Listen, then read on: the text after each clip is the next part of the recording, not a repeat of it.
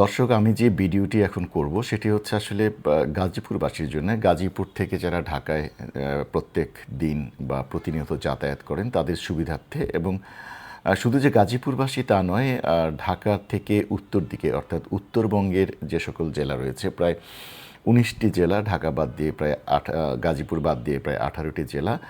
এই জেলার মানুষ বা জনসাধারণ যারা ঢাকায় নিয়মিত যাতায়াত করেন তাদের জন্য বিশেষ করে এই ভিডিওটি হয়তো কাজে লাগতে পারে, বা আপনাদের মতামত এই ভিডিওর কমেন্টস বক্সে দিলে হয়তো এটি ভালো হবে, কারণ সরকারের দৃষ্টি গোচর হবে বিষয়টি। আমি বলছি ঢাকা থেকে গাজীপুর বিআরটি প্রকল্প। এই বিআরটি প্রকল্প নিয়ে আজকেও আমি ফেসবুকে অনেক বিজ্ঞজনেরা, অনেক ইঞ্জিনিয়ার, প্রকৌশলী অনেক মন্তব্য করেছেন যে এই বিআরটি প্রকল্পটি যত দ্রুত সম্ভব যাতে চালু করা হয়। আমার কোনো আপত্তি নেই, এটা নিয়ে আমার কোনো বিরোধী নেই যে বিআরটি প্রকল্প যদি যত দ্রুত চালু করা যাবে হয়তো গাজীপুরবাসীর জন্য ততই মঙ্গলজনক হবে। ২৭ মিনিট অথবা ৩০ মিনিট তাদের ভাষায় মানে গাজীপুর বাসস্ট্যান্ড থেকে এয়ারপোর্ট পর্যন্ত একদম নির্দ্বিধায় চলে আসা যাবে। কিন্তু প্রশ্নটি অন্য জায়গায়, যে বিআরটি প্রকল্পটি ধরুন চালু করা হলো, লাভ কী? আমি যদি আমার বিজ্ঞ প্রকৌশলী বৃন্দ যারা আছেন, সম্মানিত আর্কিটেক্ট বৃন্দ যারা আছেন, যারা এ বিষয়ে যথেষ্ট পরিমাণের লেখাপড়া অথবা জ্ঞানার্জন করেছেন অথবা জানেন, তারা দেশ অথবা বিদেশে গিয়েছেন, তারা বিভিন্ন দেশ ভ্রমণ করেছেন। আমি ক্ষুদ্র জ্ঞানে ক্ষুদ্র মানুষ হিসেবে বিশ্বের প্রায় অনেকগুলো দেশ ভ্রমণ করার সৌভাগ্য মহান আল্লাহ তাআলা আমাকে দিয়েছিলেন। তার মধ্যে ইউরোপের বেশ কয়েকটি দেশ আমি ঘুরেছি, ইউকেতে গিয়েছি, আমি কানাডা, আমেরিকা সহ এশিয়ার বিভিন্ন দেশে গিয়েছি। সবচেয়ে ভালো লেগেছে আপনার কানাডার ভ্যানকুভার শহরের যে রাস্তার ব্যবস্থাপনা আছে, ইউকের যে পাবলিক সার্ভিস অর্থাৎ পাবলিক ট্রান্সপোর্টের যে ব্যবস্থা রয়েছে, ইউরোপের প্রত্যেকটি শহরে পাবলিক সার্ভিসের যে ব্যবস্থা রয়েছে, আমার চমৎকার লেগেছে। কিন্তু তাদের সার্ভিস ব্যবস্থাটা কীরকম? তাদের সার্ভিসটা এরকম রাস্তার এক পাশ ঘেঁষে, অর্থাৎ বাদিকে মানে বাদিকের লেনের গাড়ি অর্থাৎ বিআরটি প্রকল্প আমরা যেটাকে বলছি সেরকম বাস চলাচল করছে। রাস্তার ডান দিক দিয়ে আবার একেবারে পাশ ঘেঁষে অর্থাৎ ফুটপাত, অর্থাৎ রাস্তার যে পাবলিক ফুটপাত আছে সেটা ঘেঁষে ডান দিকের বাসগুলো চলাচল করছে। অর্থাৎ বাদিক দিয়ে যদি বাসটি যায় তাহলে ডান দিক দিয়ে আসে, রাস্তা ঘেঁষে, কিন্তু রাস্তার মাঝখান দিক দিয়ে না। বিভিন্নজন বিভিন্ন ছবি দিয়েছেন যে ডাবল অর্থাৎ জয়েন করা ডাবল বাসগুলো চলছেন, যাত্রীরা ওঠানামা করছেন, খুবই চমৎকার, আসলেও খুবই চমৎকার। কার্ড দিয়ে উঠছেন, কার্ড দিয়ে পাঞ্চ করে নেমে যাচ্ছেন। হ্যাঁ, কিছু দূর পরপর স্টেশন আছে। নিঃসন্দেহে চমৎকার সার্ভিস, পাবলিক সার্ভিস। মানে ওখানকার অনেকে গাড়ি রেখে, পার্কিং না অসুবিধার কারণে গাড়ি রেখে তারা পাবলিক সার্ভিস ব্যবহার করেন। কিন্তু আমাদের দেশের কি করেছে দেখুন, আমাদের দেশে রাস্তার মাঝখান দিয়ে অর্থাৎ রাস্তার মাঝখান দিয়ে এই বিআরটি প্রজেক্টটি করেছে।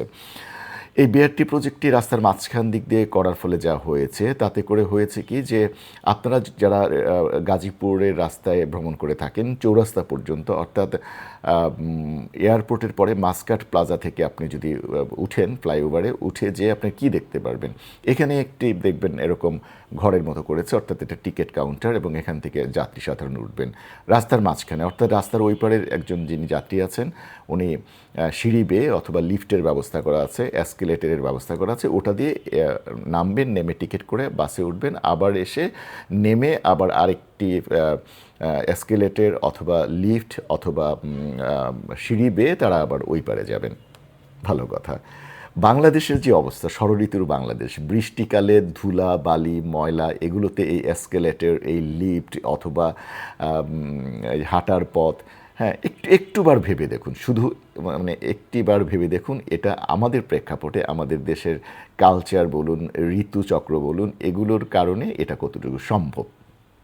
ধরে নিলাম সম্ভব, যে আমরা এটা অভ্যস্ত হয়ে গেলাম। আচ্ছা, টঙ্গী থেকে ধরে গাজীপুর চৌরাস্তা পর্যন্ত কতগুলো মিল, ফ্যাক্টরি, গার্মেন্টস এগুলো আছে একটু বলুন তো। সকাল 7টা থেকে 10টা পর্যন্ত, অর্থাৎ 7টা থেকে 10টা পর্যন্ত হাজার হাজার শ্রমিক রাস্তার এই পার থেকে ওই পারে আসছেন। ওই পারের যারা অবস্থান করছেন যে সকল শ্রমিক ভাইরা রাস্তার ওই পারে যাচ্ছেন, আবার দুপুরে তারা খেতে যাচ্ছেন। অর্থাৎ 1:30 থেকে 2:30 পর্যন্ত হাজার হাজার লক্ষ শ্রমিক রাস্তার এপার ওপার হচ্ছেন। তাদের বাসস্থানে যাবার জন্য। ঠিক বিকেল 5টা থেকে রাত 8টা-9টা পর্যন্ত হাজার হাজার লক্ষ লক্ষ শ্রমিক ভাইয়েরা রাস্তার এপার থেকে ওপারে যাচ্ছেন, বাজার সদাই করছেন, মানে এগুলো করছেন। রাস্তার মাঝখানে আপনি অর্থাৎ প্রতিবন্ধকতাহীন গাড়ি চলবে। এই তো বিআরটির প্রজেক্ট, যে গাজীপুর শিববাড়ি থেকে এয়ারপোর্ট পর্যন্ত কোনো প্রতিবন্ধকতা থাকবে না, এই গাড়িগুলো কতক্ষণ পরপর চলবে। রাস্তার এপার ওপার যখন হবেন এই মানুষগুলো, তখন কি প্রতিবন্ধকতা হবে না? এই শ্রমিক ভাইদের কি দোষ বলেন? শ্রমিক ভাইরা তো আমার আপনার মতো মানে ফ্ল্যাটে থাকেন না, তারা তো নিশ্চয়ই একটু কম কম দামে কম পয়সায় একটু মানে ঘর বাড়িতে বসবাস করেন, একটু দূরে বসবাস করেন। তাহলে তাদের যাতায়াত এই রাস্তার ময়মনসিংহ রোডের এই পার ওই পার, ঢাকা গাজীপুর রোডের এই পার ও পার তারা কীভাবে হবে? এটা আমি আপনাদের কাছে প্রশ্ন রাখতে চাই। হয়তো বলবেন যে এই 1 কিলোমিটার বা 700 মিটার পরপরই তো স্টেশন আছে, রাইট? মানে যে রাস্তা পারাপারের জন্য ওই যে ফ্লাইওভার দিয়ে এসকেলেটর দিয়ে উঠবেন, আবার লিফট দিয়ে নামবেন। ধরে নিলাম আপনার কথা একদম সঠিক, যে কোনো অসুবিধা নেই, আমাদের শ্রমিক ভাইরা 750 মিটার অথবা 1 কিলোমিটার যে হেঁটে যেয়ে সেই রাস্তার মাঝখান দিক দিয়ে আবার এসকেলেটরে উঠবেন। আচ্ছা, এই হাজার হাজার বা শত শত শ্রমিক ভাইরা যদি লাইন ধরেন, একটা লিফটে কতজন মানুষ আঁটবেন? একটা এসকেলেটরে পার মিনিট বা পার 5 মিনিটে কতজন মানুষ উপরে তুলতে পারবেন, আবার কতজন মানুষ নিচে নামাতে পারবেন? একটু পরিসংখ্যান করুন।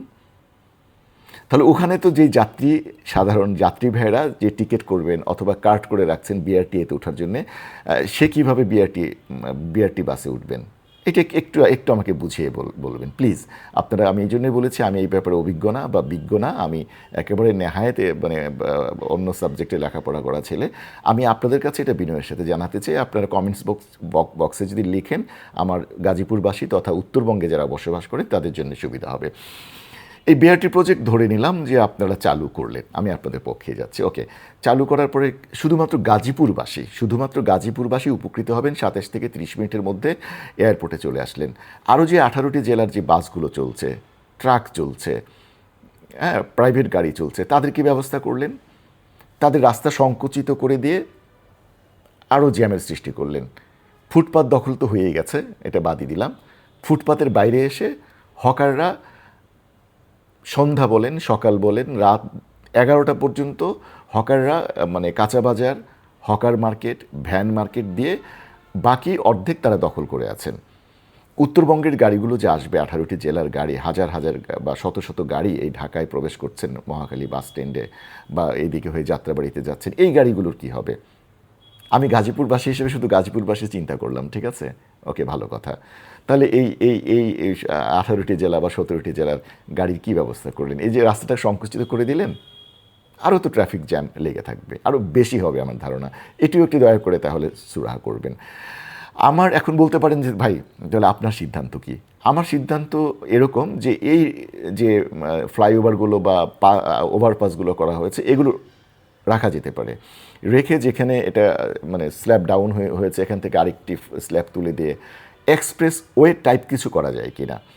অর্থাৎ এই যে মাঝখান দিক দিয়ে যে ঘরবাড়ি করা হয়েছে, অর্থাৎ টিকিট কাউন্টার করা হয়েছে, এসকেলেটর বানানোর জন্য সিঁড়ি করা হয়েছে, লিফট করা হয়েছে, এগুলো কোনো প্রকারে অপসারণ করে যদি এগুলোকে ফ্লাইওভারে রূপান্তরিত করে একটার সাথে আরেকটাকে কানেক্টিং করে এক্সপ্রেস ওয়ে করে দেয়া যায়, তাহলে গাজীপুরের যে গাড়িগুলো যাবে এক্সপ্রেসওয়েতে চলে গেল, দুই পাশে বাইপাস করে দিল, যেগুলো যেখানে নামার সেখানে নেমে গেল, র্যাম্পের মতো নেমে গেল। উত্তরবঙ্গ থেকে যে গাড়িগুলো আসবে, তাহলে সেই গাড়িগুলো আর মানে প্রতিবন্ধকতার সৃষ্টি হলো না, রাস্তাটা আরেকটু ওয়াইড হলো। এতে করে সবাই কিন্তু উপকৃত হবেন। আবার আরেকজন বলেছেন, আমাদের দেখেন যে আমাকে বলতে বলেছেন যে আমাদের জয়দীপুর বাজার যে রেল ক্রসিং, ভাই এটার কথা নাই বললাম, আমি জন্মের পর থেকে দেখছি এই রেল ক্রসিং ভাই মানে 1 ঘন্টা, আপনি ঢাকা থেকে চলে যাবেন 40-45 1 ঘন্টায়, আর এই যদি ডিসি অফিসে যেতে চান, জসকোর্টে যেতে চান, অথবা মানে জয়দীপুর বাজারের পূর্ব দিকে যাদের বাড়ি আছে তাদের যে কি অসহ্য যন্ত্রণা, যারা থাকেন তারা বুঝবেন। ঘন্টার পর ঘন্টা, 1.5 ঘন্টা অনেক সময় এই রেল ক্রসিংয়ে দাঁড়িয়ে থাকতে হয়। আমাদের সাবেক মন্ত্রী, জনমানুষের নেতা, গণমানুষের নেতা, আমাদের অত্যন্ত শ্রদ্ধাভাজন গাজীপুর 2 আসন থেকে যিনি বাংলাদেশের সর্বোচ্চ ভোট পেয়ে নির্বাচিত হয়েছেন, আমাদের সেই জনবান্ধব নেতা, প্রাক্তন মন্ত্রী, সাবেক মেয়র, আমাদের মরহুম অধ্যাপক এম এ মান্নান সাহেব যখন মন্ত্রী ছিলেন তখন একটি প্ল্যান গ্রহণ করেছিলেন। আমাদের যে বর্তমান শিববাড়ি যেখানে আছে বাস স্ট্যান্ড ছিল, এই শিববাড়ি থেকে একটি ফ্লাইওভার রেল লাইন ক্রস করে যেয়ে জেলা পরিষদের পাশ দিয়ে রথখোলা হয়ে ও পাশে চলে যেত, বাদিকে র্যাম্পে ডিসি অফিস চলে যেত, আর যে গাড়িগুলো সিলেট রোডে যাবে বা পুবাইল যাবে, কালীগঞ্জ যাবে, সেই গাড়িগুলো এই দিক দিয়ে চলে যাবে। অথবা যারা ডিসি অফিস যাবে তারা তো বাদিকে র্যাম্প দিয়ে জেলা পরিষদের পাশ দিয়ে চলে যেত, এবং যারা সায়বিথি বা ওই পূর্ব দিকের বাসিন্দা যারা আছেন, ওই দিকের হারিনাল, ওই দিকের যারা যাতায়াত করেন তারা ওই পথ দিয়ে চলে যাবেন। তাহলে হতো কি, তাহলে কোনো প্রতিবন্ধকতা থাকতো না। এই রেল লাইনের এই দুঃসহ যন্ত্রণা, এটা যে কী পরিমাণের দুঃসহ যন্ত্রণা, এটা আর পোহাতে হতো না। আমাদের অধ্যাপক মান্নান স্যারের যে প্ল্যানটি ছিল পরবর্তী সময়ে, আমি জানি না, এটা আপনারা খুব ভালো করেই জানেন কেন আর বাস্তবায়িত হয়নি। বর্তমানে তার সুযোগ্য সন্তান আমাদের গাজীপুর 2 আসনের আমাদের অনারেবল এমপি মঞ্জুরুল করিম রনি সাহেব রয়েছেন। আমি আশা করব যে তার পিতার এই যে স্বপ্নটি ছিল গাজীপুরবাসীকে এই রেল লাইনের যন্ত্রণা থেকে রক্ষা করার জন্য, সেটিকে এগিয়ে নিয়ে যাবেন। জাতীয় সংসদে তিনি হয়তো এই বিষয়টি উত্তোলন তুললে আমাদের মাননীয় প্রধানমন্ত্রী জনাব তারেক রহমান হয়তো এই গাজীপুরকে তিনি খুব ভালো করে চেনেন। তার মানে ছোটোবেলা, তার একেবারে শৈশবকাল, ছোটোবেলা তার এই গাজীপুরে কেটেছে। রাজবাড়ির মাঠে উনি খেলাধুলা করেছেন।